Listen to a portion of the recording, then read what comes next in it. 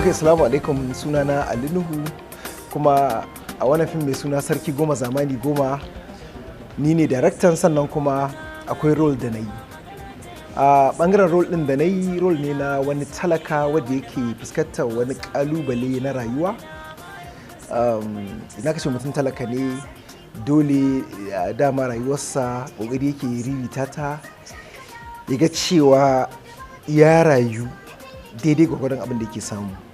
Kuma mutum ne wanda yana da tawakkali, ya kuma karbi kaddara yadda ta zo mai, amma kuma yana da wata fitinanniyar iya wadda ita tana ganin wannan rayuwar ita bai mata ba, tana so ta yi high life, tana so ta zama high class, saboda haka suke samun bambancin ra'ayi a kai.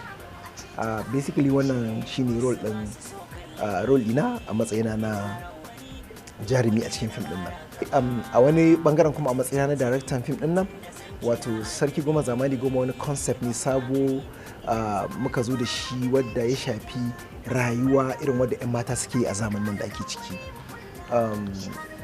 So tari za mu ga cewa akwai 'yan mata wanda in ka kalle su rayuwar da suke yi za ka ga ba su da wannan samun da suke wannan rayuwar, ko kuma yanayin gidan da suka fito babu arziki da kuma dukiyar da za a ce sun yi wannan rayuwar. Misali kaga yara suna rike iPhone latest, kaga yara suna jan mota da makamantan haka, ba tare da kuma suna da wani hanya da za a ce ga ta nan ita ce hanyar da suke sana'ar da suke samun wannan, ba kowanne da suke sana'a za su iya wa kansu wannan.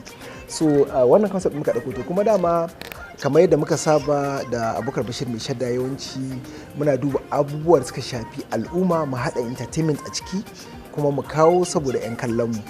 Ina muku albishirin cewa duk mutumin da ya tsaya ya kalli wannan fim din, in Allah ya da zai ga wani abu wanda ya kamaceceniya da rayuwarsa saboda abin da ke faruwa ne a yanzu. Ku kasance tare da mu daga lokacin da mun fara nuna wannan fim din asiri.